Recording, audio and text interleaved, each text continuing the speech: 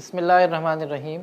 अस्सलाम वालेकुम viewers, this is doctor Numan Islam और हमारा आज का मौजू है NumPy. NumPy stands for numerical Python. अगर हम देखें तो हमने पिछले कुछ लेक्चर्स के अंदर पाइथन का बुनियादी इंट्रोडक्शन लिया और बुनियादी तौर पर यह कहा जा सकता है कि हमारी आज की जो क्लास है हम पाइथन की पहली एडवांस लाइब्रेरी पढ़ने जा रहे हैं। तो न्यूमेरिकल पाइथन की अगर बात करें तो हम इसको न्यूमेरिकल क्यों कहते हैं, क्योंकि इसमें हम बहुत सारी न्यूमेरिकल कंप्यूटिंग की फैसिलिटीज़ अवेलेबल हैं जो कि हम आगे चल के इंशाल्लाह देखेंगे, जिसमें लीनियर अलजेब्रा के बहुत सारे ऑपरेशंस हैं, जिसके अंदर जो है मैट्रिक्स मल्टीप्लिकेशन, मैट्रिक्स मैनिपुलेशन के बहुत सारे ऑपरेशंस हैं जो इंशाल्लाह हम डिटेल में देखेंगे। तो नमपाई डेवलप की गई थी सन 2005 में। ट्रेविस ओलिफेंट के नाम से एक डेवलपर था, उसने नमपाई को डेवलप किया था। नमपाई क्यों पढ़ रहे हैं हम इस कोर्स में? Why do we study NumPy in this module? इसकी सबसे अहम वजह वो कुछ इस तरीके से है कि पाइथन की जितनी भी डेटा साइंस की लाइब्रेरीज़ हैं या इसके अलावा और साइंटिफिक कंप्यूटिंग की लाइब्रेरीज़ हैं, वो तमाम लाइब्रेरीज़ जिसमें पेंडास शामिल है, जिसमें इंशाल्लाह हम टेंसरफ्लो भी पढ़ेंगे, जिसमें मैटप्लॉटलिब भी शामिल है, तो ये तमाम लाइब्रेरीज़ नमपाई पर बेस करती हैं और हम कह सकते हैं कि ये लिंगुआ फ्रैंका है for data exchange among these scientific libraries, these data science libraries. तो हमारे लिए बहुत ज़रूरी है कि हम नमपाई को डिटेल में स्टडी करें। नमपाई की बेस, एट इट्स बेस और इट्स कोर हमारे पास एनडी एरे मौजूद है। एनडी एरे या एन डायमेंशनल एरे। तो नमपाई में आप जितना भी डेटा स्टोर करेंगे एक्चुअली वो इंटरनली एक एन डायमेंशनल एरे की फॉर्म में स्टोर होगा। सबसे बड़ा एडवांटेज क्या मिलता है हमें नमपाई से? Fast operations on entire arrays. यानी अगर हम दो एरेज हैं हमारे पास नमपाई की, हम इन दोनों को ऐड करना चाह रहे हैं, तो अभी तक जो हमारी नॉलेज है, हमने जो बेसिक पाइथन पढ़ी है, अगर हम उसको इस्तेमाल करें तो हमें जो है लूप्स लगाने की ज़रूरत पड़ेगी। जबकि यही काम अगर हम नमपाई के थ्रू करना चाहे तो एक सिंगल स्टेटमेंट में हम दो एरेज को ऐड कर सकते हैं, मल्टीप्लाई कर सकते हैं, किसी स्केलर को एरे के साथ या मैट्रिक्स के साथ ऐड भी कर सकते हैं, मल्टीप्लाई भी कर सकते हैं, डिवाइड भी कर सकते हैं, और इस तरह से बहुत सारे ऑपरेशंस हम एरे के ऊपर परफॉर्म कर सकते हैं, एरे ओरिएंटेड ऑपरेशंस परफॉर्म कर सकते हैं। इसके अलावा रीडिंग और राइटिंग की फैसिलिटीज़ मौजूद हैं। बेसिक पाइथन के अंदर भी हमने देखा कि हम किस तरीके से फ़ाइल को रीड या राइट कर सकते हैं, लेकिन यहाँ पर मज़े की बात यह है कि हम किसी एरे को कम्प्लीटली किसी फ़ाइल के अंदर सेव करना चाहें या मल्टीपल एरेज को भी सेव कर सकते हैं, जो इंशाल्लाह हम प्रैक्टिकली भी देखेंगे। बहुत सारे लीनियर अलजेब्रा के ऑपरेशन, फॉर एग्ज़ाम्पल आपने डिटर्मिनेंट मालूम करना है किसी मैट्रिक्स का, फॉर एग्ज़ाम्पल हमने जो है आइजन वेक्टर या आइजन वैल्यूज़ मालूम करनी है किसी मैट्रिक्स की, तो ये तमाम ऑपरेशंस हम इजीली परफॉर्म कर सकते हैं with a single line of code. तो वाई नमपाई? थोड़ा बहुत तो मैं तस्करा कर चुका हूँ। एक्चुअली नमपाई के अंदर जो एरे स्टोर होती है या इंटरनली जो डेटा स्टोर होता है वो कंटिगुअस ब्लॉक ऑफ मेमोरी है। तो इसकी परफॉर्मेंस पाइथन की, अगर आप लिस्ट की बात करें या टपल की बात करें या स्ट्रिंग की बात कर लें, जो पाइथन के सीक्वेंसेस हैं, इनको सीक्वेंसेस कहा जाता है। लिस्ट हो गया, टपल हो गया, स्ट्रिंग हो गया, ये पाइथन के सीक्वेंसेस कहलाते हैं। पाइथन की सीक्वेंसेस के मुकाबले में नमपाई की जो एरे है वो बहुत फास्टर है। फास्ट होने की बुनियादी वजह क्या है? इसकी बुनियादी वजह यह है कि ये डेटा को कंटिगुअसली स्टोर करता है, और अगर आपको जो है फॉर एग्जांपल आपने 100 बाई 100 की एरे बनाई तो डेटा एक साथ पड़ा हुआ है, तो उसको जब एक्सेस करने के लिए ऑपरेटिंग सिस्टम जाता है, इंडेक्सिंग के थ्रू एक्सेस करता है, तो एक सीक्वेंस में उसको एक्सेस कर लेता है उसको मेमोरी में जो है एक जगह से दूसरी जगह मूव नहीं करना पड़ता, एक ही सीक्वेंस में डेटा को एक्सेस करते हुए चलता है, तो ये बहुत ज़्यादा फास्ट होता है। जबकि अगर आप लिस्ट की बात करें तो लिस्ट जो है डायनेमिक एरेज होते हैं, उसमें कुछ पोर्शन ऑफ द डेटा एक जगह पे पड़ा हुआ है, फिर अगर आपको दूसरे पोर्शन ऑफ द डेटा को एक्सेस करना है तो आपको दूसरी जगह पे जाना पड़ेगा, तो इसमें बड़ा टाइम लगता है। इसके मुकाबले में लिंक लिस्ट की बात करें तो उसमें भी ऐसे ही आपका डेटा एक जगह पे पड़ा हुआ है, फिर दूसरी जगह पे पड़ा हुआ है, आपको एक्सेस करने के लिए मूव करना पड़ता है। Finally complex computations on entire arrays. अगर हम नमपाई की बात करें तो नमपाई के अंदर आप एरे ओरिएंटेड ऑपरेशंस परफॉर्म कर सकते हैं। आप फॉर एग्जांपल एरे के अंदर कुछ सर्च करना चाह रहे हैं तो विद अ सिंगल स्टेटमेंट आप कहते हैं फॉर एग्जांपल एरे के वो एलिमेंट्स मुझे चाहिए जहाँ पर student name for example Ali है, मुझे उसको सर्च करना है, तो वेयर का एक फंक्शन है नमपाई के अंदर, तो वो पूरे एरे में सर्च करके ले आता है। तो ये कुछ बुनियादी मालूमात थी नमपाई के बारे में जो मैंने आपको फराहम की। अब चलते हैं हम ज़रा नमपाई की इंस्टॉलेशन की तरफ। ये पहली पाइथन की लाइब्रेरी है जिसको हम जो है इस्तेमाल करने जा रहे हैं, तो आपके लिए ये समझना बड़ा ज़रूरी है कि इस पाइथन में किसी भी पैकेज को कैसे इंस्टॉल किया जाता है। pip एक पाइथन पैकेज मैनेजर है जिसके थ्रू आप पाइथन के जितनी भी लाइब्रेरीज़ हैं वो तमाम आप इजीली इंस्टॉल कर सकते हैं। वैसे तो एनाकोंडा जो कि आप लोगों ने इंस्टॉल किया होगा अपने कंप्यूटर में, तो उसके साथ नमपाई डिफ़ॉल्ट में अवेलेबल होता है, लेकिन अगर आप चाहें, अगर आपके पास नमपाई अवेलेबल नहीं है या किसी वजह से अनइंस्टॉल हो गया है, तो एक सिंपल पाइथन की कमांड है पिप इंस्टॉल, और उसके बाद आप पैकेज का नाम देंगे जो आप इंस्टॉल करना चाह रहे हैं। तो आप लिखेंगे पिप इंस्टॉल नमपाई। तो इस सिंपल कमांड को आप जो है अपने कमांड प्रॉम्प्ट पे जाके टाइप करें पिप इंस्टॉल नमपाई, और आपके पास नमपाई इंस्टॉल हो जाएगा। वैसे अगर देखा जाए तो एनाकोंडा की जो डिफ़ॉल्ट डिस्ट्रीब्यूशन आती है उसमें बहुत सारी डेटा साइंस की लाइब्रेरीज़ पहले से ही अवेलेबल है, तो इट इज़ हाईली लाइकली कि आपके पास नमपाई पहले से इंस्टॉल होगा।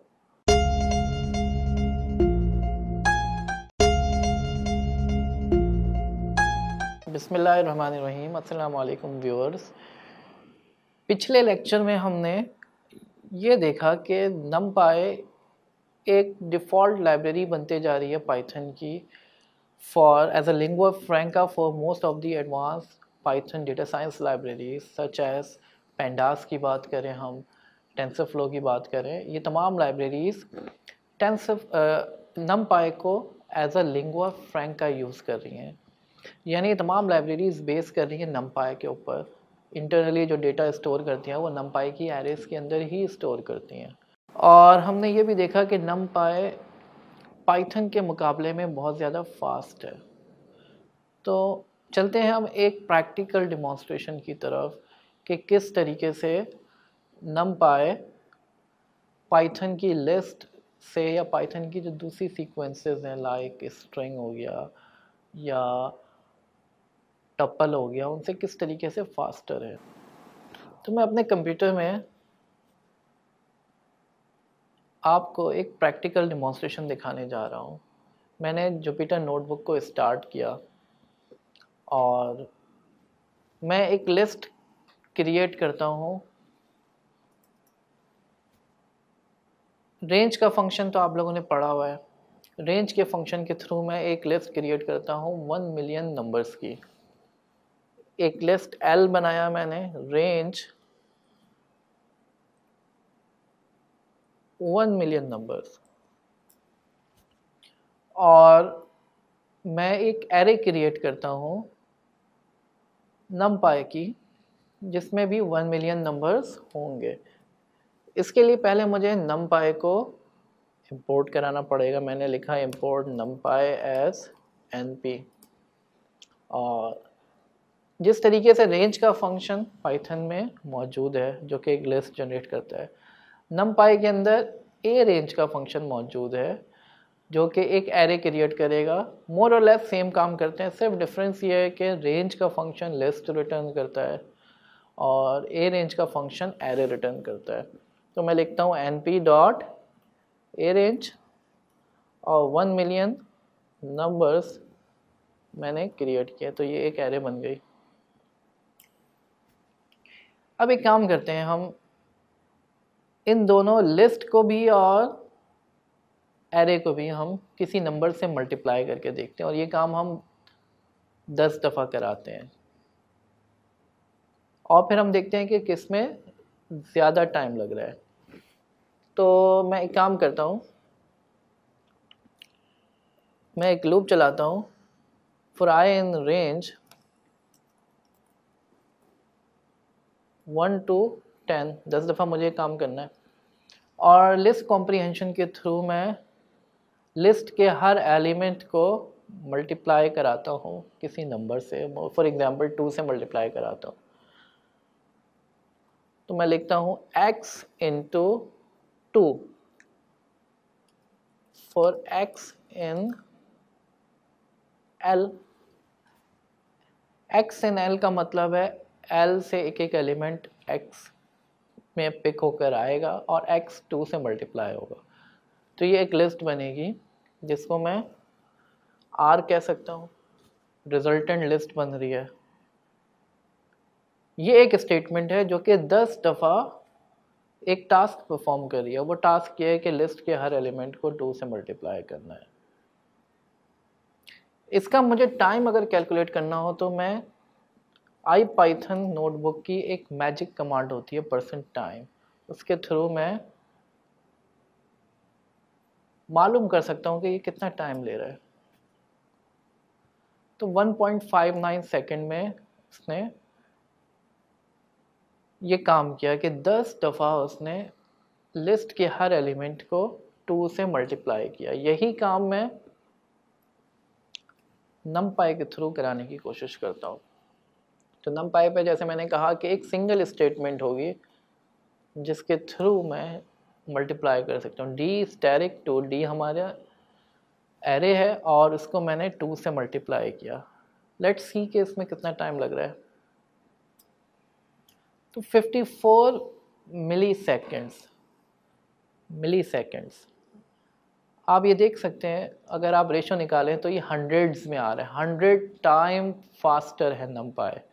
तो इस वजह से पाइथन की जितनी भी डेटा साइंस की लाइब्रेरीज़ हैं वो numpy को एज ए स्टैंडर्ड इस्तेमाल करती हैं, lingua franca for data exchange.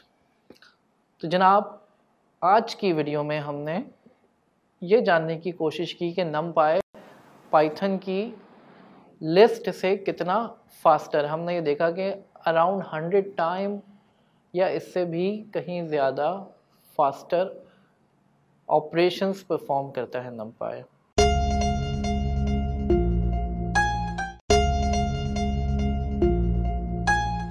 बिस्मिल्लाहिर्रहमानिर्रहीम, अस्सलाम वालेकुम व्यूअर्स।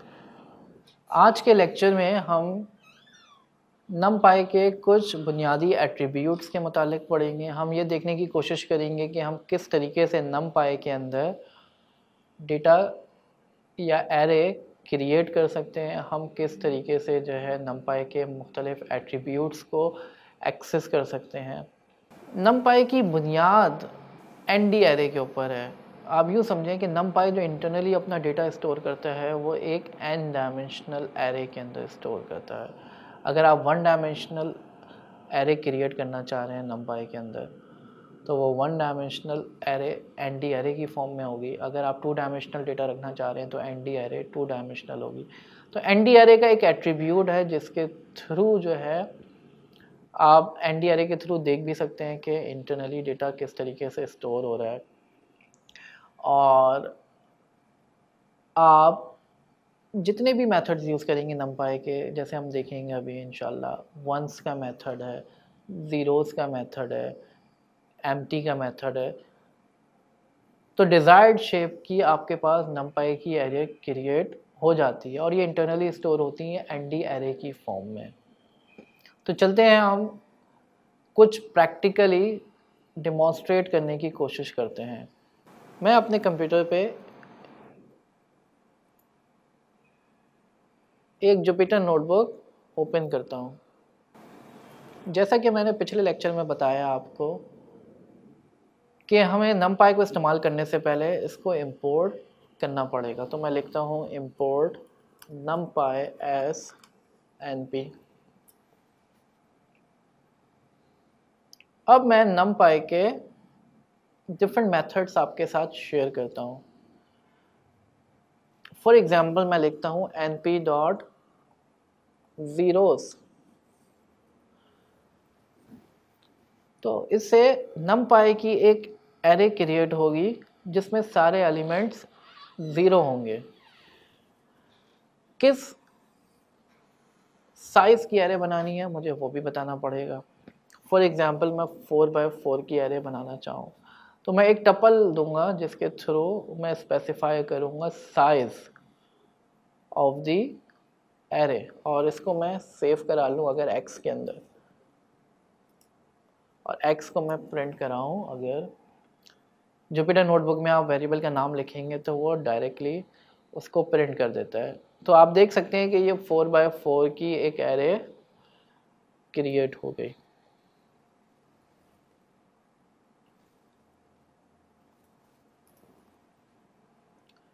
मैं चाहूँ तो वंस की एरे भी बना सकता हूँ। मैं लिखूँ np डॉट वंस और यहाँ पे मैं शेप बता दूँ 5x5 की एरे बना रहा हूँ।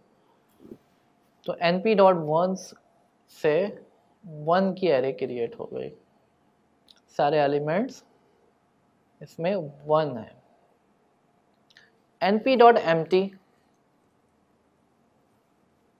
np डॉट एम्प्टी से मैं एक एरे क्रिएट करूँगा, लेकिन ज़रूरी नहीं है कि उसमें ज़ीरो हो सारे एलिमेंट्स। डिज़ायर्ड शेप की एरे क्रिएट हो जाएगी और उसमें डेटा रैंडमली कुछ भी हो सकता है। अभी तो ज़ीरो आ रहा है लेकिन ज़रूरी नहीं है कि ये हमेशा ज़ीरो ही रिटर्न करे, ये कुछ भी रिटर्न कर सकता है। रैंडमली कुछ भी मेमोरी से डेटा उठ के आ सकता है, लेकिन डिज़ायर्ड शेप की एरे क्रिएट हो जाएगी। इसके अलावा अगर आप चाहें तो आप किसी लिस्ट को भी पास ऑन कर सकते हैं कि लिस्ट में जो एलिमेंट्स हैं वो एक numpy की एरे क्रिएट हो जाए। फॉर एग्जांपल मेरे पास एक लिस्ट है जिसमें एलिमेंट्स हैं 1 4 5 7। np डॉट एरे के मेथड से मैं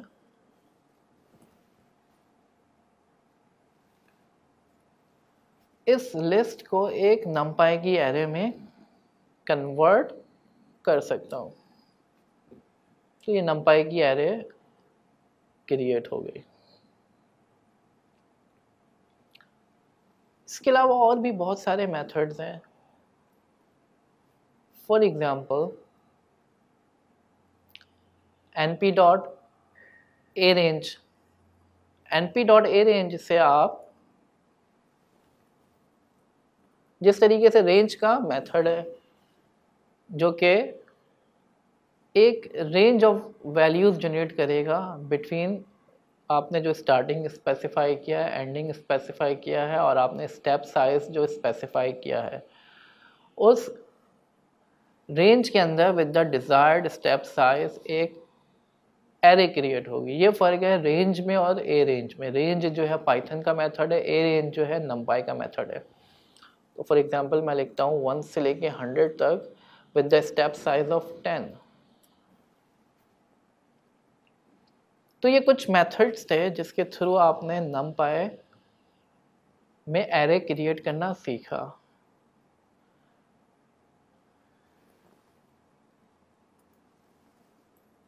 अब एक काम करते हैं, हम देखना चाहते हैं कि ये जो एरे आया है मेरे पास इसकी शेप क्या है।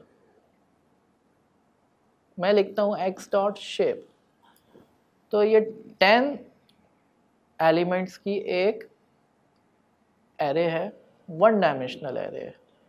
मैं चाहूँ तो np डॉट ज़ीरोज़ में फॉर एग्जांपल मैं 10 बाय 10 की एक एरे बना रहा हूँ। अब मैं इसकी शेप देखूंगा तो आपके ख्याल में इसकी शेप क्या आनी चाहिए। एक्स डॉट शेप करते हैं हम, तो ये 10 बाय 10 का एक टपल बना। ये एक टपल है जो कि बता रहा है कि 10 बाय 10 इसका शेप है। इसके अलावा मैं चाहूँ तो इसको रीशेप भी कर सकता हूँ। मैं लिखता हूँ एक्स डॉट रीशेप। 10 बाय 10 का मतलब है 100, तो मैं इसको लिख सकता हूँ 2 बाय 2 बाय 25 या 5 बाय 5। इसको मैं रीशेप कर दूँ तो अब आप देखें y में क्या चला गया। ये 4 डायमेंशनल एरे बन गई, 2 by 2 by 5 by 5। Number of elements उतने ही होने चाहिए, आप रीशेप करके किसी भी शेप में ला सकते हैं। तो ये रीशेप का मेथड है। इसके अलावा आप डेटा टाइप भी देख सकते हैं नमपाई एरे की। मैं अगर देखना चाहूँ y जो मेरे पास एरे है उसका डेटा टाइप क्या है, डी टाइप मैं लिखता हूँ, तो मैं इसकी डेटा टाइप देख सकता हूँ। तो हमारे पास फ्लोट है।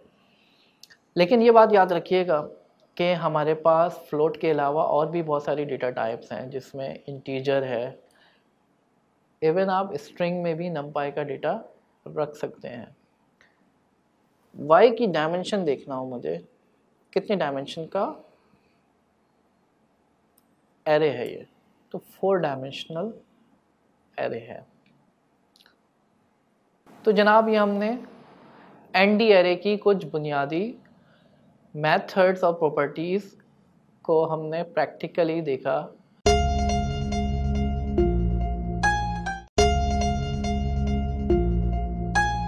बिस्मिल्लाहिर्रहमानिर्रहीम। अस्सलाम वालेकुम व्यूअर्स। पिछले लेक्चर में हमने एनडी एरे का थोड़ा सा तारुफ लिया था। हमने नमपाई के डिफरेंट मेथड्स देखे थे कि आप किस तरीके से एनडी एरे को क्रिएट कर सकते हैं। आप ये देखा कि वंस का मेथड था हमारे पास जिसके थ्रू आप एक एरे बना सकते थे जिसमें सारे एलिमेंट्स 1 हो। आप ज़ीरोज़ का मेथड यूज़ कर सकते हैं। आप स्पेसिफाइड लिस्ट फॉर एग्ज़ाम्पल उसको भी आप नमपाई की एरे में कन्वर्ट कर सकते हैं। आज के लेक्चर में हम कुछ अर्थमेटिक ऑपरेशंस देखेंगे जो आप एनडी एरे के ऊपर परफॉर्म कर सकते हैं। आप जैसे कि मैंने बताया कि नमपाई के अंदर एरे ओरिएंटेड ऑपरेशंस परफॉर्म कर सकते हैं। फॉर एग्ज़ाम्पल आप 2 एरेज़ को ऐड करना चाहें तो 2 एरेज़ को आप ऐड कर सकते हैं। ये प्रोसेस वेक्टराइजेशन भी कहलाता है, वेक्टराइज्ड ऑपरेशंस भी कह सकते हैं आप इसको, कि you don't need to write any loops. आपको फॉर लूप की ज़रूरत नहीं है एक एरे को दूसरे एरे में ऐड करने के लिए। सिंपल एक लाइन की स्टेटमेंट के थ्रू आप 2 एरेज़ को ऐड कर सकते हैं। आप यहाँ पर एरे के एलिमेंट्स सेम होना ज़रूरी है, डिफरेंट भी हो सकते हैं लेकिन वो एक एडवांस कॉन्सेप्ट है जो हम इंशाल्लाह आगे चल के पढ़ेंगे। आप अरिथमेटिक ऑपरेशन में एक एरे को फॉर एग्जांपल किसी स्केलर से मल्टीप्लाई करना चाहें या ऐड करना चाहें या सब्ट्रैक्ट करना चाहें तो आप ये भी कर सकते हैं। तो आप स्केलर में अगर ऐड करेंगे तो क्या होगा, एलिमेंट वाइज इंडिविजुअली वो ऐड ऑन हो जाएंगे। तो ये ऑपरेशन भी परफॉर्म कर सकते हैं आप 2 एरेज़ को कंपेयर कर सकते हैं या आप ये भी कर सकते हैं कि ये कंपैरिजन कर रहे हो कि एरे में element for example student names की आपने एरे बनाई हुई है, तो student name for example Ali तो नहीं है, तो आपको एक बूलियन एरे मिल जाएगी। तो ये कुछ ऑपरेशंस हम परफॉर्म कर सकते हैं नमपाई के अंदर जिसको हम प्रैक्टिकली करने की कोशिश करते हैं। कुछ रैंडम नंबर्स जनरेट कराता हूँ मैं ताकि उसके साथ मैं प्ले अराउंड कर सकूँ।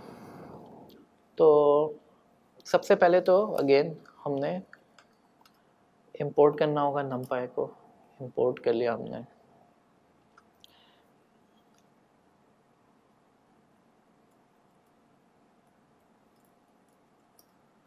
आप टैब प्रेस करेंगे तो आपको तमाम मेथड्स नज़र आ जाएंगे या एट्रीब्यूट्स नज़र आ जाएंगे जो आप इस्तेमाल कर सकते हैं। तो रैंड एन के थ्रू मैं डिज़ायर्ड शेप की एक एरे बना लेता हूँ।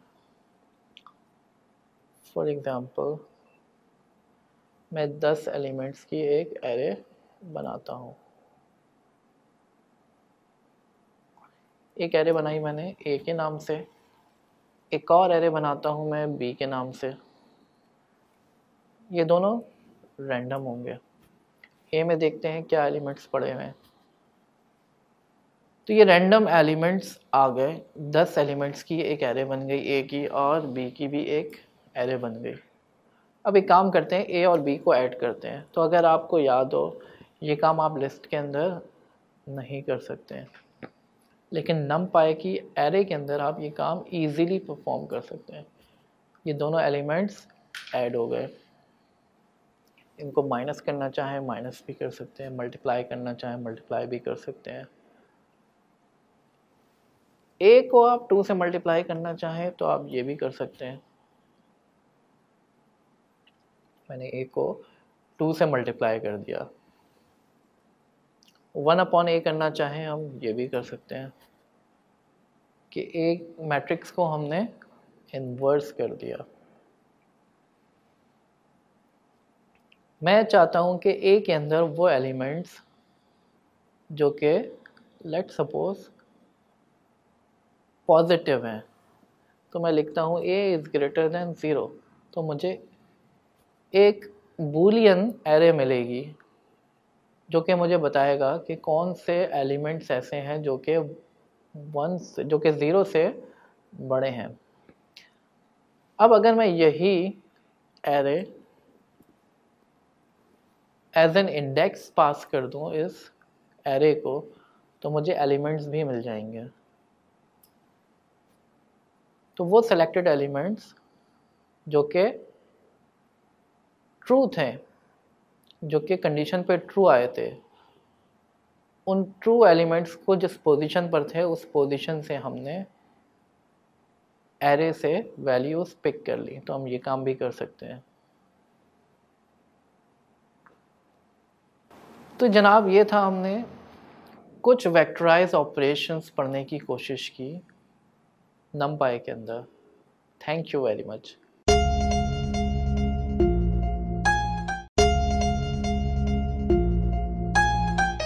बिस्मिल्लाहिर्रहमानिर्रहीम। अस्सलामु अलैकुम व्यूअर्स। पिछले लेक्चर में हमने इंडेक्सिंग और स्लाइसिंग को डिस्कस किया था कि किस तरीके से हम पाइथन के किसी भी नमपाई के एरे में से स्पेसिफिक पोर्शंस को एक्सट्रैक्ट कर सकते हैं based on the given criteria. अगर आप स्लाइसिंग कर रहे हैं तो आप स्टार्टिंग, एंडिंग और स्टेप साइज बताते हैं। इसी तरीके से आप इंडेक्सेस के थ्रू भी आप एक्सेस कर सकते हैं एरे के किसी स्पेसिफिक एलिमेंट को। आज हम बात करेंगे नमपाई के कुछ ऐसे फंक्शंस के मुतालिक जो कि पूरी एरे पे काम करते हैं। जैसे कि हमने देखा था कि हमने स्पेसिफिक ऑपरेशंस परफॉर्म करे थे, 2 एरे को ऐड किया था, 2 एरे को मल्टीप्लाई करके देखा था। तो एलिमेंट वाइज ये इंडिविजुअली ऐड ऑन हो रहे थे या मल्टीप्लाई हो रहे थे। कुछ इसी तरह का काम हम नमपाई के इन फंक्शंस में भी कर सकते हैं, जो कि एरे के हर एलिमेंट के ऊपर ये फंक्शन अप्लाई हो जाता है, जिसमें स्क्वायर रूट है, पावर का फंक्शन है और बहुत सारे फंक्शंस हैं जो कि आपकी स्क्रीन पर आ रहे हैं। तो चलते हैं इन फंक्शंस की कुछ प्रैक्टिकल डेमोन्स्ट्रेशन की तरफ। मैं नमपाई को इंपोर्ट करता हूँ। एक एरे क्रिएट करते हैं।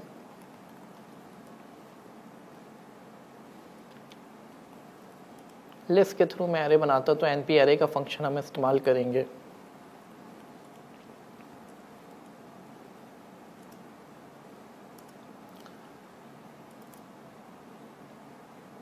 अब हम देखते हैं पहले स्क्वायर रूट के फंक्शन को। तो np.sqrt मैं लिखता हूँ और x में इसको पास करता हूँ। तो हर एलिमेंट का इंडिविजुअली स्क्वायर रूट निकाल लिया इसने। 10 का स्क्वायर रूट 3.16, 9 का स्क्वायर रूट 3, 8 का square root 2.82 and so on. इसी तरीके से पावर का फंक्शन है np डॉट पावर,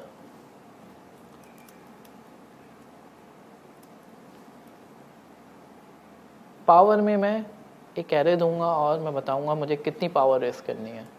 तो मिसाल के तौर पर मैं हर एलिमेंट का स्क्वायर निकालना चाह रहा हूँ, तो इस तरीके से मैं स्क्वायर निकाल सकता हूँ।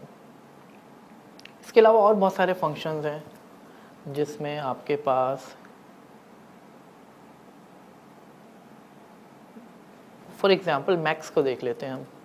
एक्स हमारे पास एक एरे है, वाई एक और एरे है जिसमें 7 1 2 3 और -1 है। अब np डॉट मैक्स करता हूँ मैं, इसमें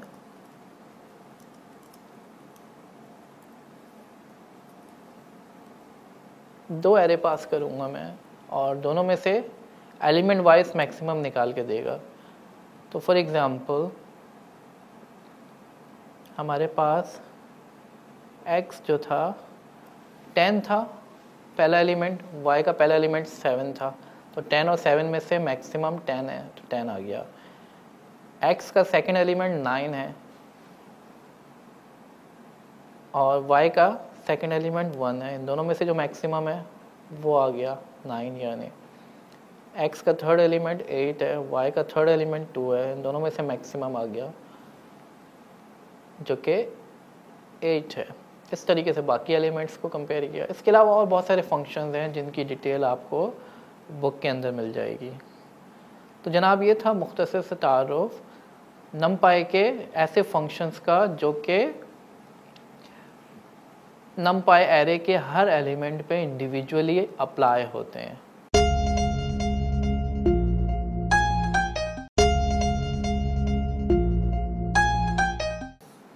बिस्मिल्लाहिर्रहमानिर्रहीम। डियर स्टूडेंट्स, अब तक हमने नमपाई का सब्सटेंशियल मटेरियल कवर कर चुके हैं, जिसमें हमने देखा कि किस तरीके से हम नमपाई के अंदर इंडेक्सिंग परफॉर्म करते हैं, स्लाइसिंग परफॉर्म करते हैं, किस तरीके से नमपाई की एरे को क्रिएट किया जाता है, उसके बहुत सारे एट्रीब्यूट्स हमने देख लिए। और हमने देखा कि नमपाई के अंदर कुछ फंक्शंस ऐसे हैं जो कि पूरी एरे पे परफॉर्म होते हैं और जिसके थ्रू आप फॉर एग्जांपल नमपाई की किसी एरे को मैनिपुलेट करना चाह रहे हैं तो वो कर सकते हैं आप।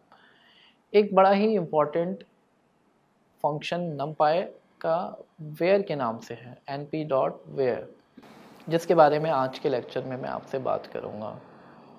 अगर आप लोगों ने सी में या जावा के अंदर प्रोग्रामिंग की है तो आप लोगों ने टर्नरी ऑपरेटर को देखा होगा। टर्नरी ऑपरेटर एक ऐसा ऑपरेटर है जो कि 3 ऑपरेंड्स लेता है। पहले आप कंडीशन स्पेसिफाई करते हैं, अगर कंडीशन ट्रू होती है तो पहला ऑपरेंड जो आपने स्पेसिफाई किया है टर्नरी ऑपरेटर का क्वेश्चन मार्क के बाद वो सिलेक्ट होता है। फॉल्स के केस में दूसरी वैल्यू सेलेक्ट होती है। मिसाल के तौर पर मैंने लिखा अगर x की वैल्यू 10 से बड़ी है तो मैं कहूँगा हेलो, और अगर x की वैल्यू 10 से बड़ी नहीं है तो मैं कहूँगा वर्ल्ड। तो मैं लिखूँगा x इज़ ग्रेटर देन 10 और अगर ये कंडीशन ट्रू है तो हेलो डाल दो, अगर ये कंडीशन फॉल्स है तो वर्ल्ड डाल दो। तो ये टर्नरी ऑपरेटर है। कुछ इसी तरह का काम वेयर के अंदर होता है, लेकिन डिफरेंस क्या आता है? डिफरेंस ये आता है कि ये टर्नरी ऑपरेटर पूरे एरे पे अप्लाई होता है, यानी पूरे एरे के हर एलिमेंट को चेक करेगा। अगर एलिमेंट की वैल्यू फॉर एग्जांपल किसी कंडीशन के अकॉर्डिंगली है तो उसमें एक सर्टेन वैल्यू डाल दो, अगर कंडीशन फॉल्स हो रही है तो दूसरी वैल्यू डाल दो। तो चलते हैं इसको ज़रा प्रैक्टिकली करने की कोशिश करते हैं।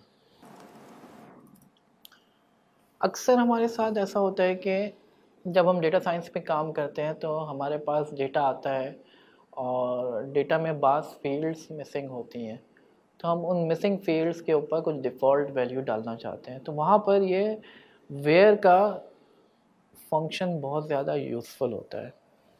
तो फॉर एग्ज़ाम्पल आपने एक सर्वे किया और आपने एम्प्लॉयज़ से उनकी सैलरी पूछी और कुछ एम्प्लॉयज़ ने अपनी सैलरी बताई ज़ीरो, यानी वो अपनी सैलरी डिस्क्लोज़ नहीं करना चाह रहे थे। कुछ ने वैल्यू डाल दी -1, बाकियों ने वैल्यू सही डाली। तो लेट सपोज हमारे पास ये एरे मौजूद है जिसमें सैलरी आपको मिली हुई है। अब आप ये करना चाह रहे हैं कि जहाँ पर सैलरी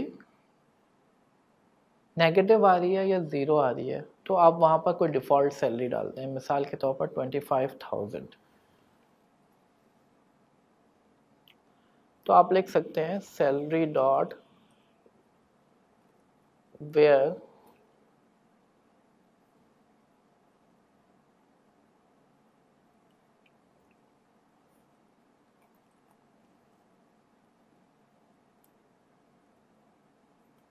जहाँ पे salary less than equal to zero है वहाँ पर हम सैलरी डाल दें 25,000।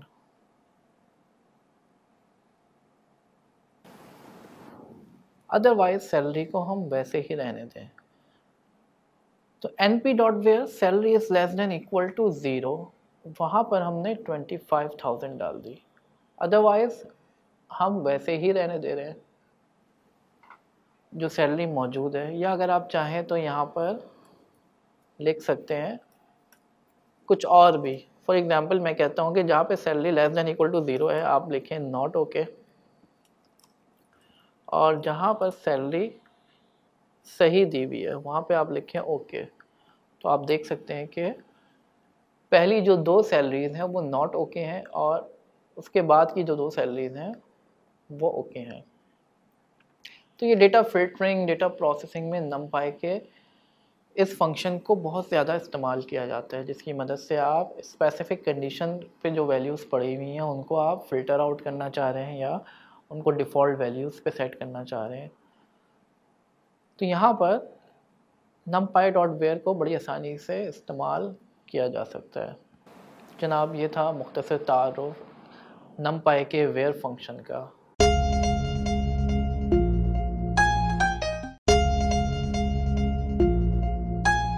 बिस्मिल्लाहिर्रहमानिर्रहीम। अस्सलामु अलैकुम व्यूअर्स। तो पिछले लेक्चर में हमने numpy के अंदर हमने देखा था कि किस तरीके से वेक्टराइज्ड ऑपरेशंस परफॉर्म किए जा सकते हैं। हमने देखा था कि हम जो है बूलियन एरे भी पास कर सकते हैं numpy की एरे को एज एन इंडेक्स अगर आप बूलियन एरे पास करें तो कुछ एलिमेंट्स जिन पे वैल्यूज़ ट्रू हैं वो सेलेक्ट होके आ जाती हैं। और हमने ये देखा कि किस तरीके से दो एरे को ऐड कर सकते हैं, दो एरे को मल्टीप्लाई कर सकते हैं, डिवाइड कर सकते हैं। आज हम एक इंतहाई अहम टॉपिक डिस्कस करने जा रहे हैं जो कि इंडेक्सिंग और स्लाइसिंग का ऑपरेशन है। इंडेक्सिंग numpy के अंदर it's very similar to Python's list. Python की लिस्ट में जिस तरीके से हम इंडेक्सिंग करते हुए हम पोजीशन स्पेसिफाई करते हैं तो बिल्कुल वैसे ही हम numpy के अंदर भी पोजीशन स्पेसिफाई करेंगे और हम उन पोजीशन से वैल्यूज़ एक्सट्रैक्ट कर सकते हैं। इसके अलावा बूलियन इंडेक्सिंग पे तो थोड़ी सी बात मैंने पहले भी की थी कि हम अगर numpy की एरे को हम बूलियन एरे पास ऑन कर दें तो जहाँ पे वैल्यू ट्रू है वो एलिमेंट सेलेक्ट होके आ जाते हैं।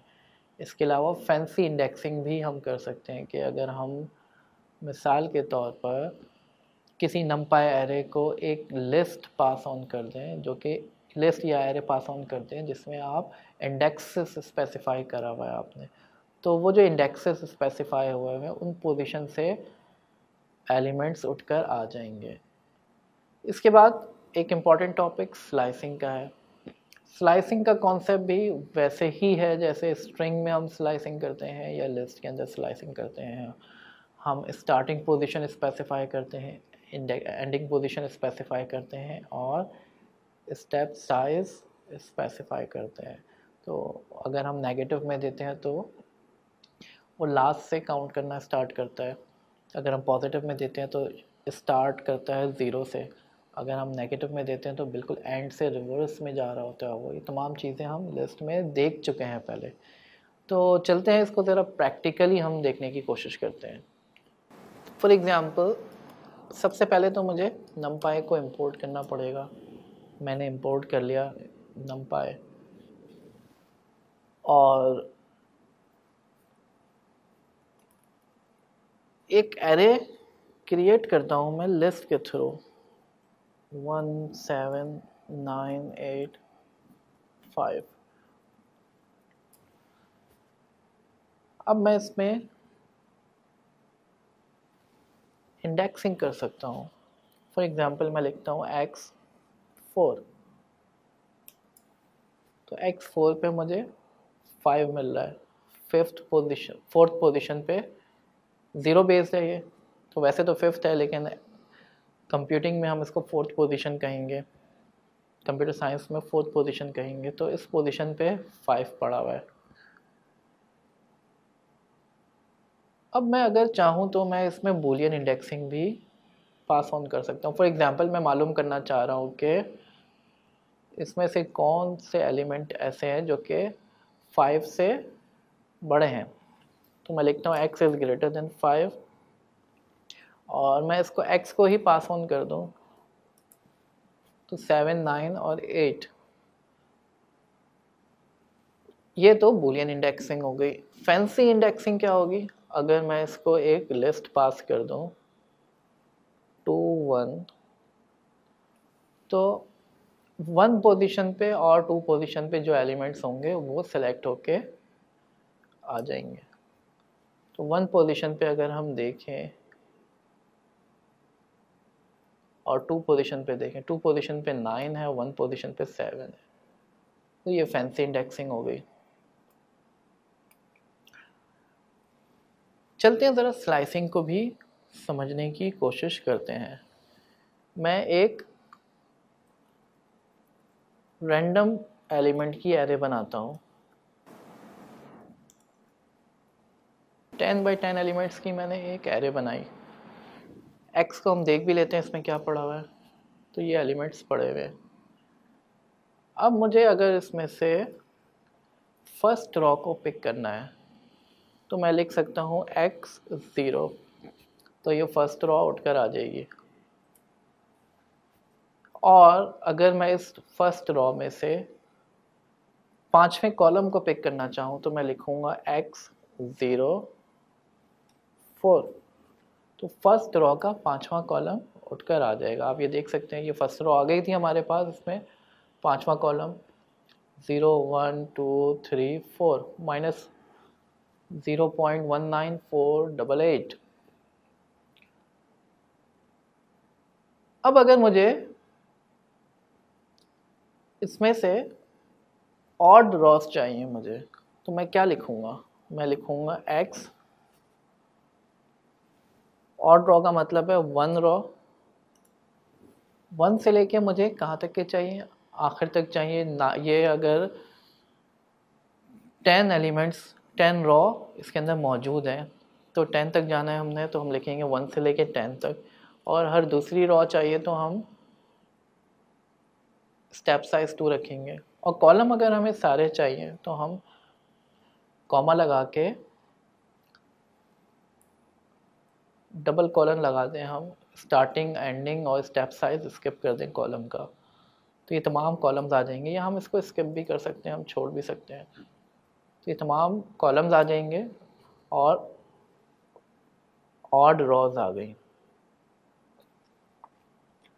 तो इस तरीके से हम स्लाइसिंग के थ्रू कॉलम पे भी स्लाइसिंग कर सकते हैं। अगर मुझे कॉलम चाहिए तो मैं लिख सकता हूँ तमाम रॉज, और मुझे शुरू के 4 कॉलम चाहिए तो मैं लिख सकता हूँ 0 से लेके 4 तक सारे कॉलम्स आ जाएंगे, शुरू के 4 कॉलम्स। यहाँ पे आप देखें रॉज जो है 10 की 10 आ रही है, लेकिन कॉलम्स शुरू के 4 आ रहे हैं। चलिए इसको यूज़ करते हुए हम एक एग्जाम्पल करने की कोशिश करते हैं। हम एक स्क्वायर बनाते हैं, स्क्वायर शेप बनाते हैं जिसमें बॉर्डर पे 1 हो और इंटरनली सारे ज़ीरोज़ हों, इंटरनली ज़ीरोज़ हों और बॉर्डर पे 1 हो। तो इस काम को करने के कई तरीके हो सकते हैं। पहले हम क्या करते हैं, एक नमपाई की एरे बनाते हैं जिसमें सारे 1s हों। 5 बाय 5 की हमने एक एरे बनाई। तो x में अगर आप देखें सारे 1s आ रहे हैं। अब हमने बीच में जो है 0 को फिल करना है, तो हम लिख सकते हैं x, हमें पहली रो को स्किप करना है और आखिरी रो को स्किप करना है, तो हम लिख सकते हैं 1 से लेके आखिरी रो तक। इसी तरीके से हमें कॉलम पहला स्किप करना है, 1 से स्टार्ट करेंगे, 0 को स्किप किया और आखिरी कॉलम को स्किप करेंगे।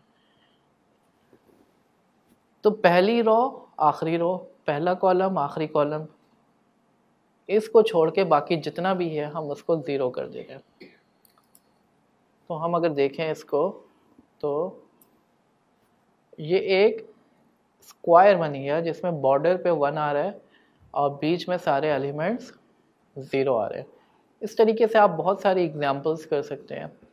फॉर एग्जांपल अगर आप जो है चेकर बोर्ड पैटर्न बनाना चाह रहे हैं, चेस बोर्ड का जो पैटर्न होता है जिसमें ऑल्टरनेटिवली 1s और 0s आ रहे हैं, तो वो आप प्रैक्टिस कर सकते हैं।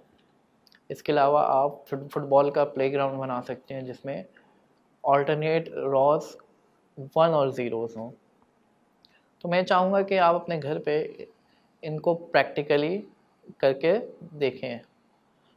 तो जनाब ये था मुख्तसर सा तारुफ इंडेक्सिंग और स्लाइसिंग का।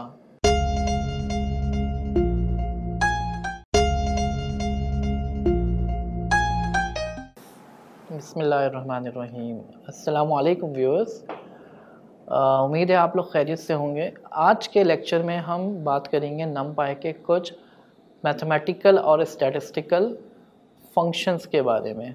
तो इसमें बहुत सारे ऐसे फंक्शंस अवेलेबल हैं जिसकी मदद से आप फॉर एग्ज़ाम्पल मीन निकालना चाह रहे हैं, डिस्क्रिप्टिव स्टैटिस्टिक्स निकालना चाह रहे हैं, क्यूमुलेटिव सम निकालना चाह रहे हैं, क्यूमुलेटिव प्रोडक्ट निकालना चाह रहे हैं, तो ये तमाम ऑपरेशंस परफॉर्म कर सकते हैं। इसके अलावा मैं आपसे डिस्कस करूँगा कुछ ऐसे मेथड्स जो कि बूलियन एरेज़ के ऊपर काम करते हैं। मिसाल के तौर पर आपके पास एक बूलियन एरे है, आप देखना चाह रहे हैं कि इसमें कितने एलिमेंट्स ऐसे हैं जो कि ट्रू हैं, तो आप सम का मेथड इस्तेमाल करें उस बूलियन एरे के ऊपर, आपको पता चल जाएगा कि इसमें टोटल कितने एलिमेंट्स हैं, क्योंकि ट्रू जो है वो रिप्रेजेंट करेगा यहाँ पे 1 को। सम करेंगे जब हम तो टोटल काउंट आ जाएगा। इसी तरीके से एनी का मेथड मौजूद है आपके पास, जो कि चेक करते हैं किसी एरे में कोई एलिमेंट ट्रू तो नहीं है, कोई एक एलिमेंट ट्रू तो नहीं है। और ऑल का मेथड भी है जो कि चेक करते हैं तमाम एलिमेंट्स ट्रू तो नहीं है। इसके अलावा नमपाई के अंदर सॉर्टिंग के मेथड्स भी मौजूद हैं और नमपाई के अंदर वो मेथड्स भी मौजूद हैं जो कि चेक कर सकते हैं, बता सकते हैं कि यूनिक एलिमेंट्स कौन से हैं एरे के अंदर। तो मैंने एक जुपिटर नोटबुक की फ़ाइल ओपन की हुई है और मैं एक एरे बनाता हूँ। फर्स्ट ऑफ ऑल np.array को इस्तेमाल करते हुए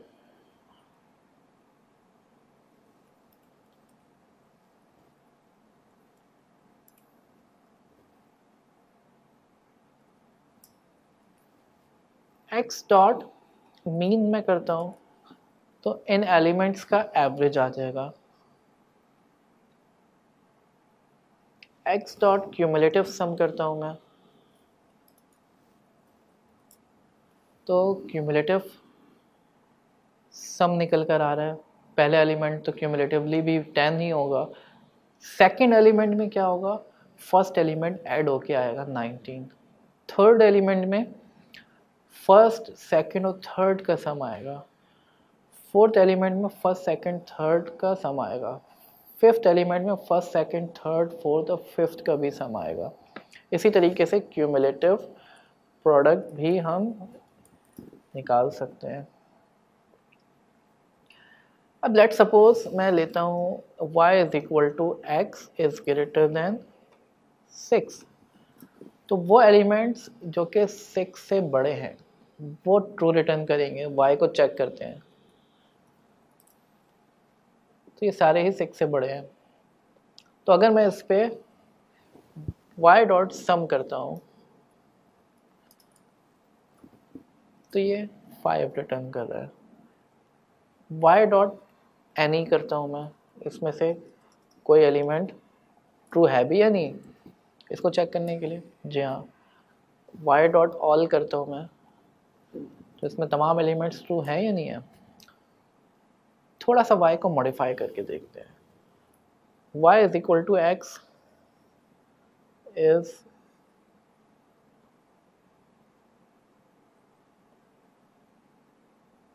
ग्रेटर देन 7 करते हैं, 7 से बड़े आ जाएंगे।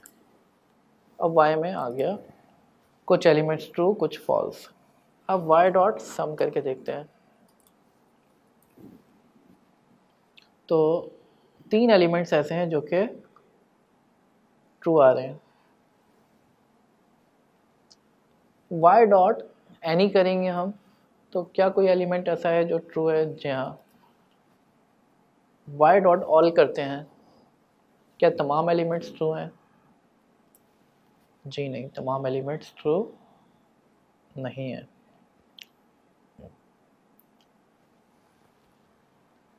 अब चलते हैं x को हम सॉर्ट करने की कोशिश करते हैं। x डॉट सॉर्ट और x को चेक करते हैं, तो x सॉर्ट हो गया, जितने एलिमेंट्स थे सॉर्ट होके आ गए। x डॉट यूनिक करते हैं हम, तो जो यूनिक एलिमेंट्स होंगे x के अंदर, तो numpy डॉट यूनिक हमें कॉल करना पड़ेगा। x में डायरेक्टली कोई मेथड नहीं अवेलेबल है, numpy डॉट यूनिक करेंगे तो यूनिक एलिमेंट्स हमारे पास आ जाएंगे। तो जनाब ये था मुख्तसर तारुफ numpy के स्टैटिस्टिकल मेथड्स का।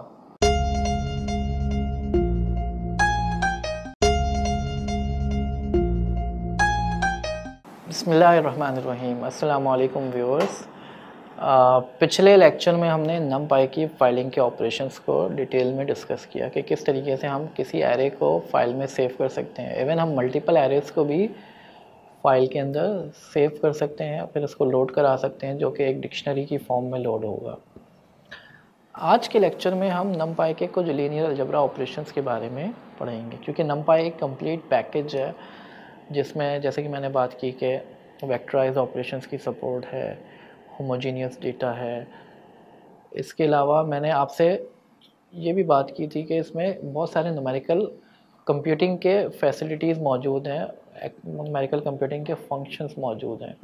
तो आज हम कुछ लीनियर अलजेब्रा ऑपरेशंस के बारे में बात करेंगे जो कि numpy में सपोर्टेड है, जिसमें डॉट है, जिससे आप डॉट प्रोडक्ट मालूम कर सकते हैं दो मैट्रिसेस के दरमियान। इन्वर्स है, किसी भी मैट्रिक्स का इन्वर्स मालूम कर सकते हैं, डायगोनल मैट्रिक्स मालूम कर सकते हैं, डिटर्मिनेंट निकाल सकते हैं किसी भी मैट्रिक्स का, आइजन वैल्यूज़ निकाल सकते हैं। इसके अलावा और भी बहुत सारे ऑपरेशंस अवेलेबल हैं जिनकी डिटेल आपके पास स्क्रीन पे आ रही है। तो चलते हैं, इनमें से मैं एक मेथड को आपको थोड़ा डिटेल में प्रैक्टिकली करके दिखाता हूँ। मैं दो मैट्रिक्स क्रिएट करता हूँ। np dot random dot rand n के थ्रू मैंने 3/2 का एक मैट्रिक्स क्रिएट किया, और एक और मैट्रिक्स क्रिएट करता हूँ np dot random dot rand n के थ्रू 2/3 का मैट्रिक्स। अब मैं x और y का डॉट प्रोडक्ट निकालना चाहता हूँ, तो मैं लिखता हूँ x डॉट y, तो x और y का डॉट प्रोडक्ट आ गया। इसके अलावा मैं x का ट्रांसपोज निकालना चाहूँ तो x डॉट ट्रांसपोज है, x का ट्रांसपोज निकल के आ गया। तो 3/2 का मैट्रिक्स 2/3 के मैट्रिक्स में कन्वर्ट हो गया। इसके अलावा ट्रेस का मेथड मौजूद है, जिससे किसी भी मैट्रिक्स का ट्रेस निकल के आ सकता है। और इसके अलावा बहुत सारे मेथड्स मौजूद हैं जिनकी डिटेल आपको बुक के अंदर मिल जाएगी। तो जनाब ये था मुख्तसर सा तारुफ नमपाई के लीनियर अलजब्रा ऑपरेशंस के मुतालिक।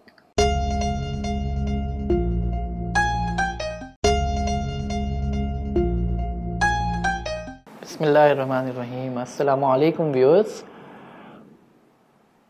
पिछले लेक्चर्स में हमने नमपाई के बारे में तफसील से पढ़ा कि किस तरीके से नमपाई के डिफरेंट स्टैटिस्टिकल मेथड्स को हम इस्तेमाल कर सकते हैं। नमपाई की एक और बड़ी अहम प्रॉपर्टी ये होती है कि नमपाई के अंदर आप कम्प्लीटली एरे को भी सेव कर सकते हैं, और ना सिर्फ ये कि आप एक इंडिविजुअल एरे के बल्कि आप मल्टीपल एरेस को फाइल के अंदर सेव भी कर सकते हैं और फाइल से लोड भी कर सकते हैं।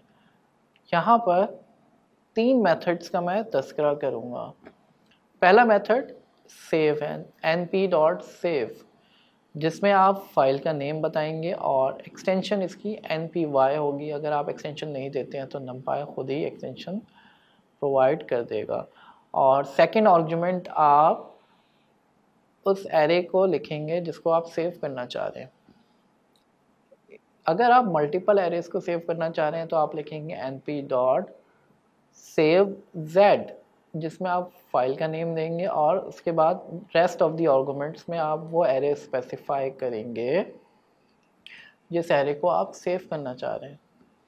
और अगर आप एरे को लोड करवाना चाह रहे हैं किसी फाइल से, किसी फाइल को लोड करना चाह रहे हैं, तो आप लिखेंगे np.load और फाइल का नाम देंगे।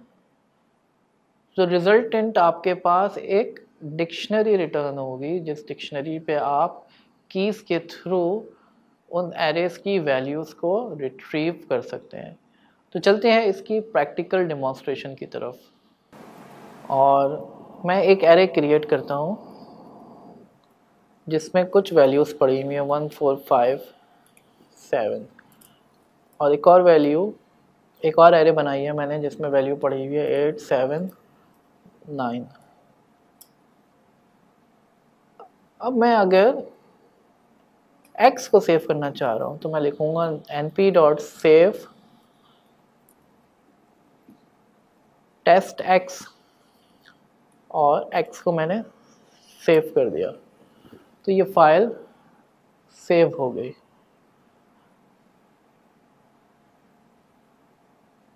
लेट्स सपोज इसी फाइल को हम लोड करते हैं। np.load लिखा मैंने और testx लिखा, और loadx के वेरिएबल में मैं इसको सेव करता हूँ। तो loadx के अंदर हम चेक करते हैं क्या आ गया। loadx के अंदर x लोड हो गया है।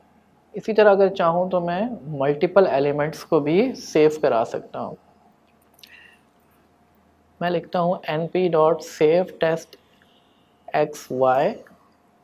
और मैं यहाँ पे सेव z का मेथड यूज़ करूँगा बिकॉज मैं मल्टीपल एरेस को सेव करने जा रहा हूँ। x, y,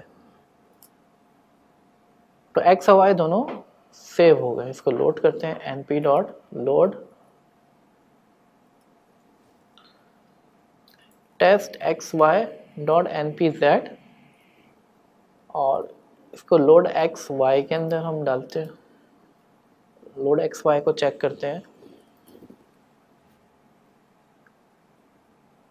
तो ये एक डिक्शनरी है जिससे वैल्यू रिट्रीव कर सकते हैं हम। लोड एक्स वाई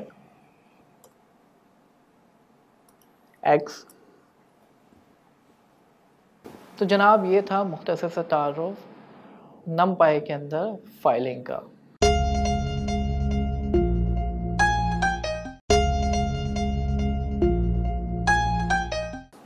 बिस्मिल्लाहिर्रहमानिर्रहीम। अस्सलाम वालेकुम व्यूअर्स। पिछले लेक्चर में हमने नमपाई की फाइलिंग को देखा था और उसके बाद हमने नमपाई के कुछ लीनियर अलजब्रा ऑपरेशंस के बारे में बात की थी। आज हमारा इस नमपाई सीरीज़ का आखिरी लेक्चर है जिसमें मैं एक इम्पॉर्टेंट मॉड्यूल रैंडम के मुतालिक बात करूँगा। इसके बारे में हमें ये जानना भी ज़रूरी है कि रैंडम नंबर की ज़रूरत क्यों पड़ती है।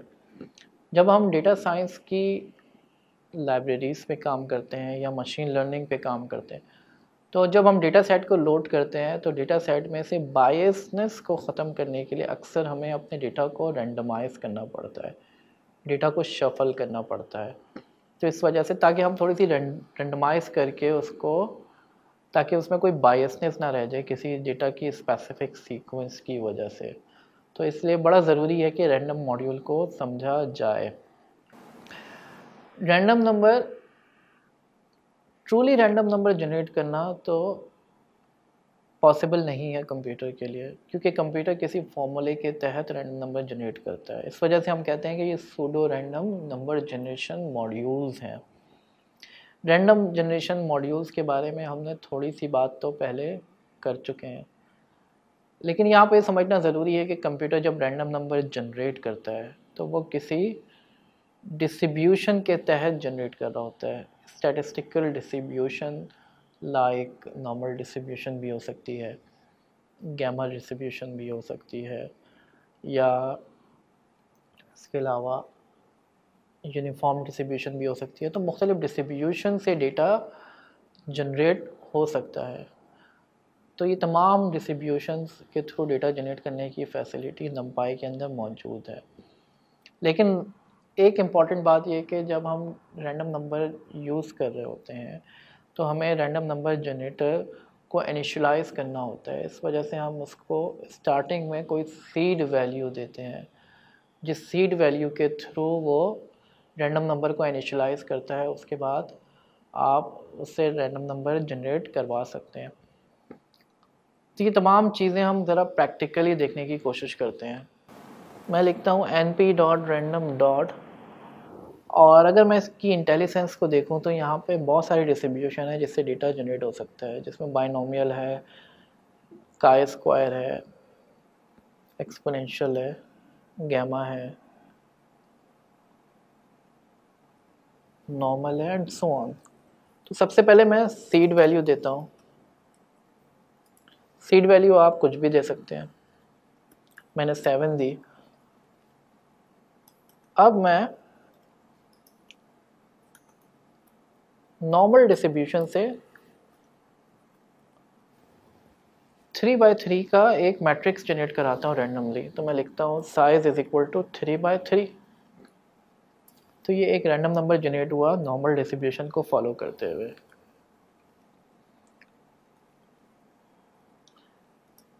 इसी तरीके से मैं यूनिफॉर्म डिस्ट्रीब्यूशन के थ्रू भी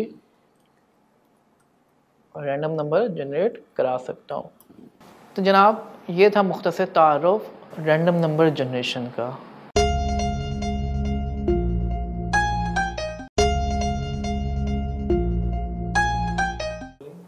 बिस्मिल्लाहिर्रहमानिर्रहीम। अस्सलामु अलैकुम व्यूअर्स। पिछले लेक्चर में हमने नमपाई की बेसिक्स पढ़ी थी। जो हमारे सीरीज़ ऑफ लेक्चर्स थे उसमें हमने देखा कि किस तरीके से हम नमपाई में एरे क्रिएट कर सकते हैं, हम किस तरीके से उसमें न्यूमेरिकल कंप्यूटिंग परफॉर्म कर सकते हैं, डेटा मैनिपुलेशंस कर सकते हैं, हम किस तरीके से एरे पे इंडेक्सिंग कर सकते हैं, स्लाइसिंग कर सकते हैं।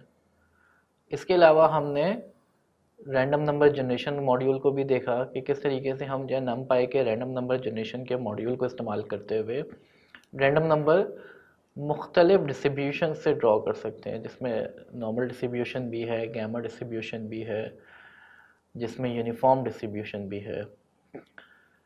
तो ये हमारा बुनियादी सीरीज़ का लेक्चर था। आज के लेक्चर में और अगले कुछ लेक्चर्स में इंशाल्लाह हम देखेंगे कि किस तरीके से हम एडवांस्ड एरे मैनिपुलेशंस नमपाई पे परफॉर्म कर सकते हैं।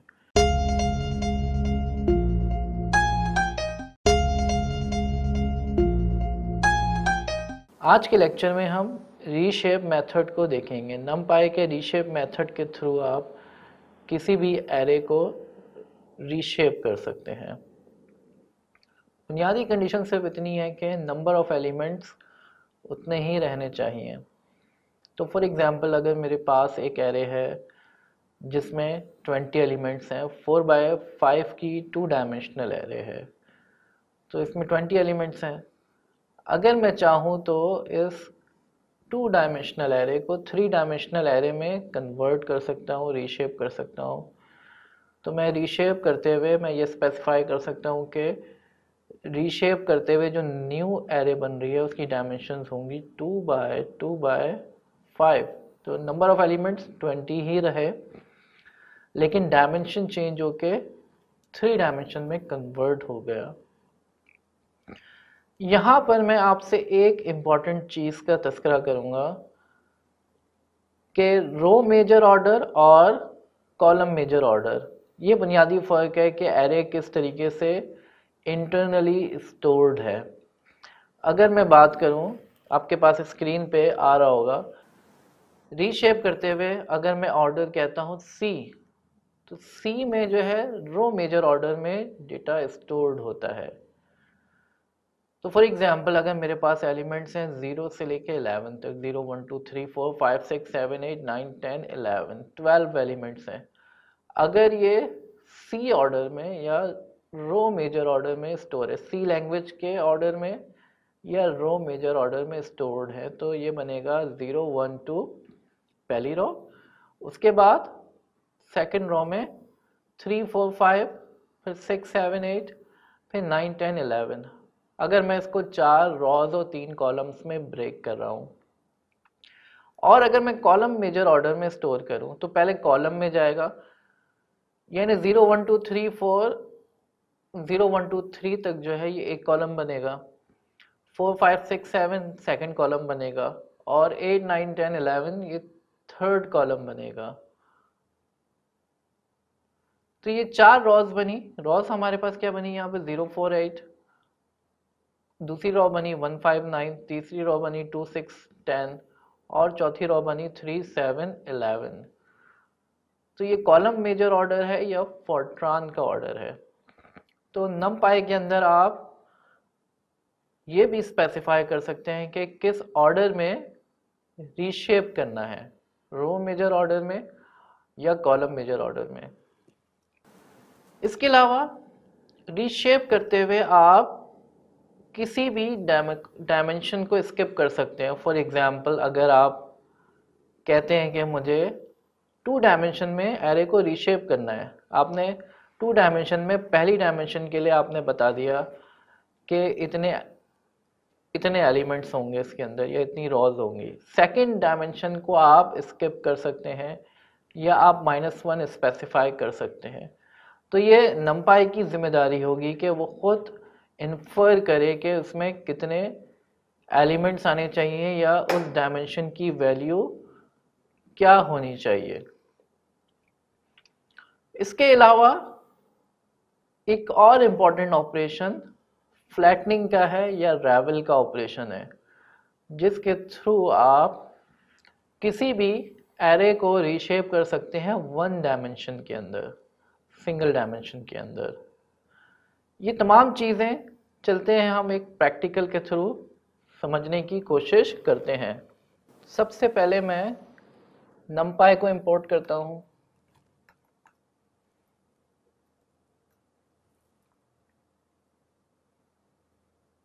लेट्स सपोज मैं एक रैंडम एरे क्रिएट करता हूँ।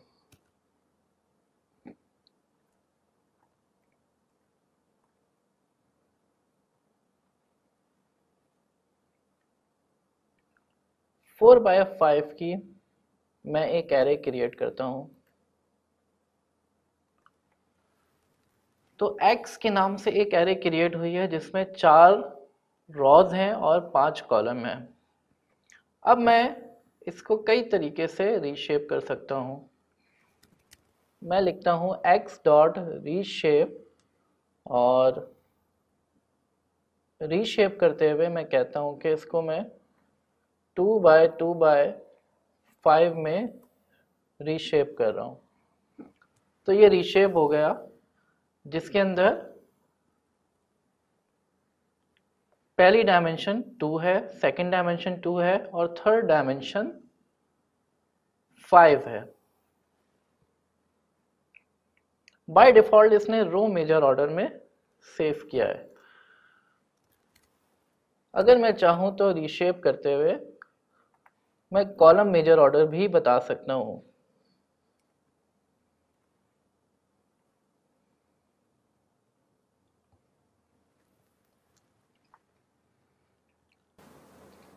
मैं चाहूँ तो रीशेप करते हुए एक डायमेंशन स्किप भी कर सकता हूँ -1 स्पेसिफाई करके। तो ये numpy की जिम्मेदारी होगी कि वो खुद ही इन्फर करे कि इस डायमेंशन की क्या वैल्यू होगी।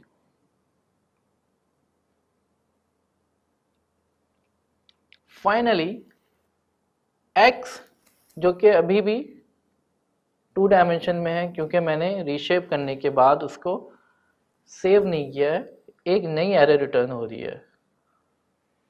x जो है अभी भी 2 डायमेंशनल है जिसमें 4 रोज हैं और 5 कॉलम्स हैं। मैं इसको फ्लैट करना चाहूँ तो मैं लिख सकता हूँ x डॉट रेवल, तो ये 1 डायमेंशन में कन्वर्ट हो गया, 20 एलिमेंट्स की एक एरे बन गई। या मैं x डॉट फ्लैटन भी लिख सकता हूँ, इससे भी जो है एरे 1 डायमेंशन में कन्वर्ट हो गई। तो ये कुछ बुनियादी कंस्ट्रक्ट्स थे जिसके थ्रू हम एरे को रीशेप कर सकते हैं। अगले वीडियो में इंशाल्लाह हम कुछ मज़ीद एडवांस एरे मैनिपुलेशन फंक्शंस पे बात करेंगे। Thank you very much.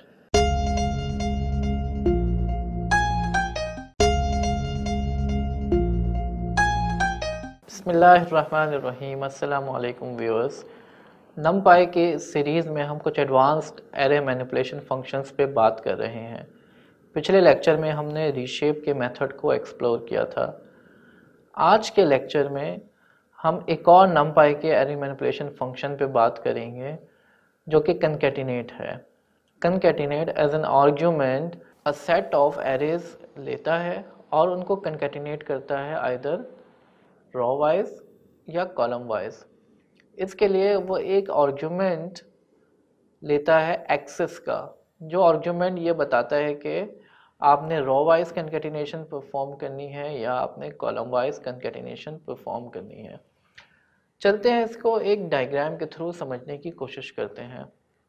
आपके पास स्क्रीन पे लेफ्ट हैंड साइड पे 2 एरेज आ रही हैं। पहली एरे 2/3 की है जिसमें तमाम एलिमेंट्स 1 है, और दूसरी एरे 2/3 की है जिसमें तमाम एलिमेंट्स 9 हैं। अगर हम इन दोनों एरे को कंकैटिनेट करें और आर्ग्यूमेंट हम स्पेसिफाई कर रहे हैं एक्सेस का 0, तो इसका मतलब यह है कि रो वाइज कंकैटिनेशन करनी है। आप देख सकते हैं कि रो वाइज कंकैटिनेशन के बाद कॉलम्स की तादाद 3 ही रही, रो की तादाद 4 हो गई है, रॉस बढ़ गए हैं। जो कॉलम्स थे वो वही रहे, जो रॉस थी वो स्टैक डाउन होते हुए 2 से रॉस 4 हो गई। एक और एग्जांपल देखते हैं जब हम आर्ग्यूमेंट स्पेसिफाई करते हैं एक्सेस इज इक्वल टू 1। वही 2 एरेज हैं जब हम इन दोनों को कंकैटिनेट कर रहे हैं और हम आर्ग्यूमेंट स्पेसिफाई कर रहे हैं एक्सेस इज इक्वल टू 1। तो ये कॉलम वाइज कंकैटिनेट हो गया और कॉलम्स की तादाद 3 से 6 हो गई, रॉस की तादाद उतनी ही रही।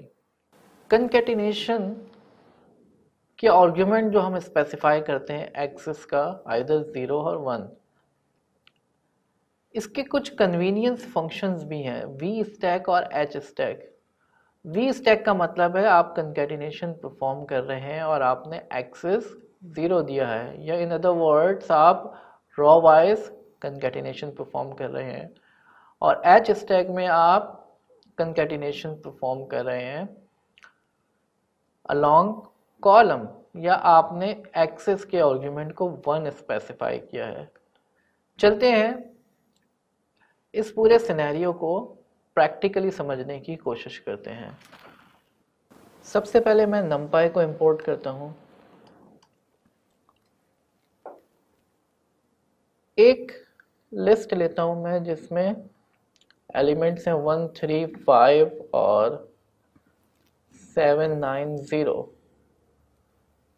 इस लिस्ट को मैं कन्वर्ट करता हूं numpy की एरे में और इसको मैं एरे 1 कह देता हूं। इसी तरीके से मैं एक और लिस्ट बनाता हूँ y, जिसमें एलिमेंट्स हैं 11, 13, 15, 17, 19, 10, और इस एरे को मैं, इस लिस्ट को मैं कन्वर्ट करता हूँ एरे में और उसको सेव करता हूँ AR2 में। तो ये दो एरेज आ गई हमारे पास। अब इनको हम कंकैटिनेट करने की कोशिश करते हैं। np डॉट कंकैटिनेट, और मैं एज अ टपल दोनों एरेज पास करूँगा जिनको मुझे कंकैटिनेट करना है, और एक्सेस में स्पेसिफाई करता हूँ 0। तो आप देख सकते हैं कि ये रो वाइज कंकैटिनेट हो गए, और रो वाइज कंकैटिनेशन के बाद रॉस की तादाद बढ़ गई है, 4 रॉस हो गई हैं, कॉलम्स 3 ही रहे। मैं चाहूँ तो कॉलम वाइज भी कंकैटिनेट कर सकता हूँ। यहाँ पर मैं कंकैटिनेशन के दौरान एक्सेस को 1 स्पेसिफाई कर रहा हूँ, तो आप देख सकते हैं कि ये कॉलम वाइज कंकैटिनेशन परफॉर्म हो गई। कुछ यही काम मैं एच स्टैक और वी स्टैक से भी कर सकता हूँ। वी स्टैक करते हुए मैं दोनों एरेज स्पेसिफाई कर रहा हूँ। यहाँ पर मुझे एक्सेस स्पेसिफाई करने की ज़रूरत नहीं है, क्योंकि वी स्टैक का मतलब है कंकैटिनेशन अलोंग एक्स एक्सेस। तो ये रो वाइज कंकैटिनेशन हो गई। और एच स्टैक करते हुए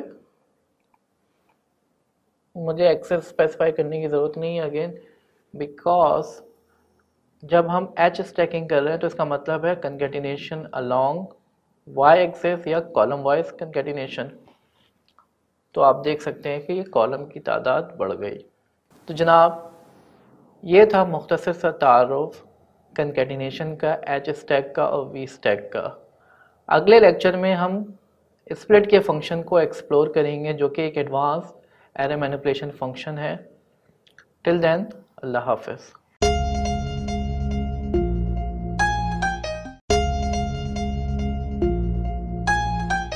बिस्मिल्लाहिर्रहमानिर्रहीम। अस्सलामु अलैकुम व्यूअर्स। पिछले लेक्चर में हमने नमपाई के कंकैटिनेशन के फंक्शन को एक्सप्लोर किया था। आज के लेक्चर में हम उसी सीक्वेंस को कंटिन्यू करते हुए एक कॉम्प्लीमेंट्री मेथड है जिस तरीके से कंकैटिनेट जो है दो एरेज को जोड़ता है, इसी तरीके से स्प्लिट का मेथड एक एरे को मुख्तलिफ हिस्सों में तोड़ता है, स्प्लिट कर देता है। तो चलते हैं इसको एक डायग्राम से समझने की कोशिश करते हैं। मेरे पास एक 1 डायमेंशनल एरे है जिसमें एलिमेंट्स हैं 1 से लेके 9 तक। मैंने इसको स्प्लिट करते हुए स्पेसिफाई किया कि पोजीशन 2 पे और पोजीशन 6 पे इस एरे को आपने स्प्लिट करना है। तो आप देख सकते हैं कि हमारे पास 3 एरेज रिटर्न हुए। पहला पोर्शन जो है 0 से स्टार्ट होते हुए 2 पे एंड हो रहा है, दूसरा 2 से स्टार्ट होते हुए 6 पे एंड हो रहा है, और तीसरा 6 से स्टार्ट होते हुए एंड तक जा रहा है। तो ये स्प्लिट का मेथड स्पेसिफाइड पोजीशंस पे आपकी एरे को स्प्लिट कर रहा है। चलते हैं इसको प्रैक्टिकली समझने की कोशिश करते हैं। एक एरे है मेरे पास x is equal to 1, 4, 5, 6, 7, 9, 1, 4।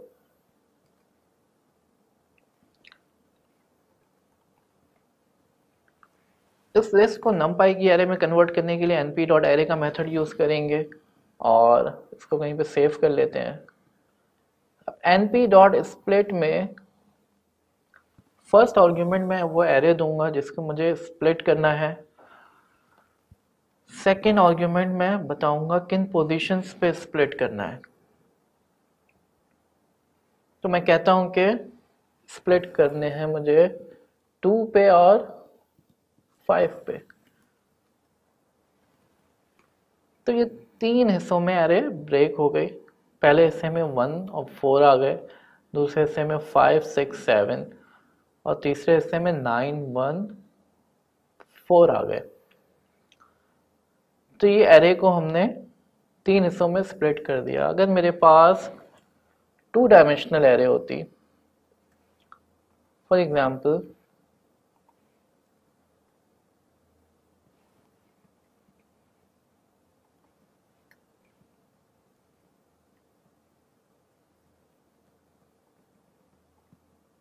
X में एक एरे स्पेसिफाई कर रहा हूँ,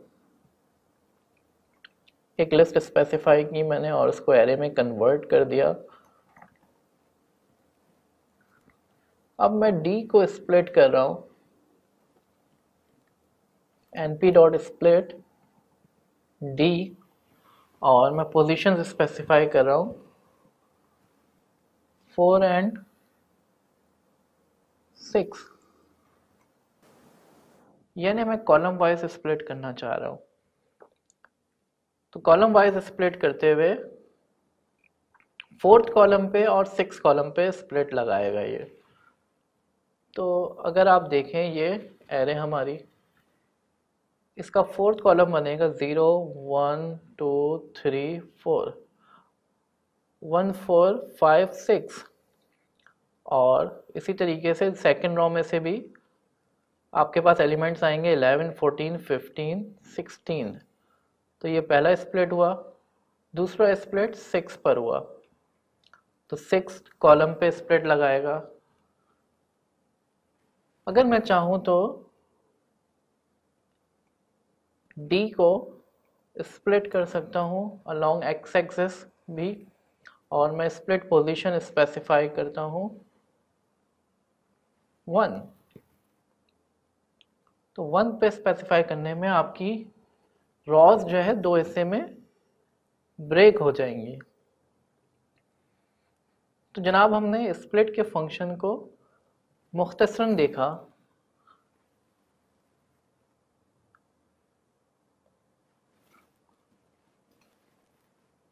इसके अलावा और भी बहुत सारे मेथड्स मौजूद हैं जो आपकी स्क्रीन पे मैं शो कर रहा हूँ। कंकैटिनेट का मेथड हमने देख लिया है।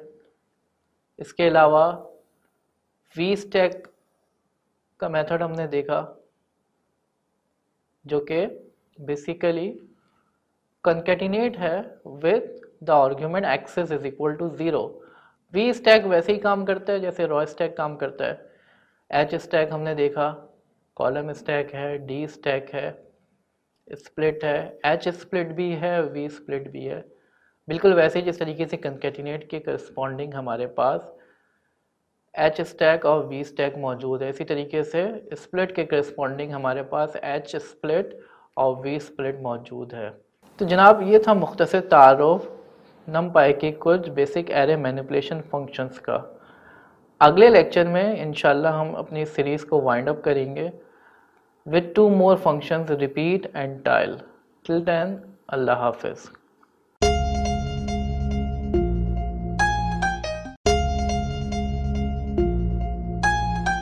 बिस्मिल्लाहिर्रहमानिर्रहीम। अस्सलाम वालेकुम व्यूअर्स। नमपाई के इस सीरीज़ में जिसमें हम एडवांस एरे मैनिपुलेशन फंक्शंस पे बात कर रहे हैं, इस सीरीज़ का हमारा आखिरी लेक्चर है। आज के लेक्चर में हम 2 नमपाई के एडवांस फंक्शंस पे बात करेंगे, रिपीट एंड टाइल।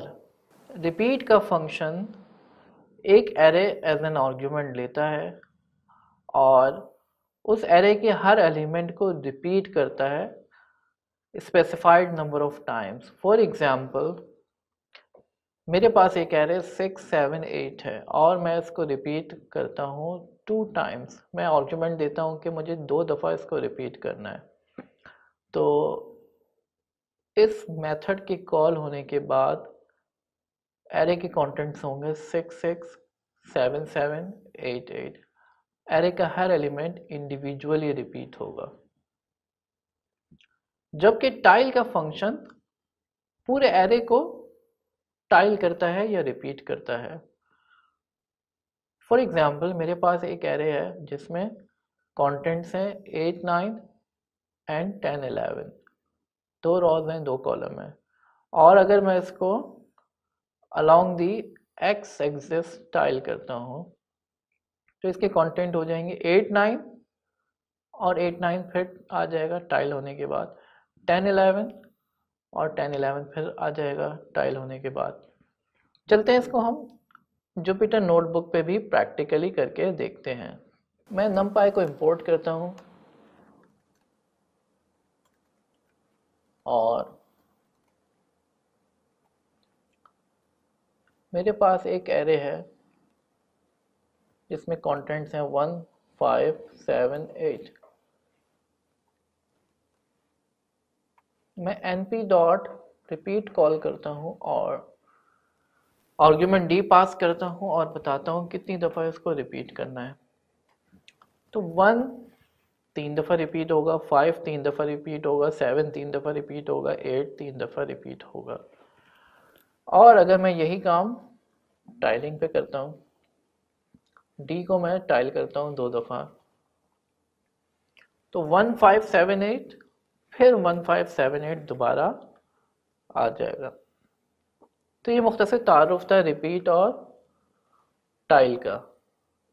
इसके अलावा भी बहुत सारे numpy के अंदर एडवांस कॉन्सेप्ट्स हैं। हमने मुख्तसरन numpy के अंदर हमने कवर किया कि हम किस तरीके से एनडी एरे को क्रिएट कर सकते हैं, इंडेक्सिंग कर सकते हैं, स्लाइसिंग कर सकते हैं, इनपुट आउटपुट किस तरीके से परफॉर्म कर सकते हैं, लीनियर अलजेब्रा के ऑपरेशंस कैसे परफॉर्म कर सकते हैं, रैंडम नंबर जनरेशन कैसे हम कर सकते हैं।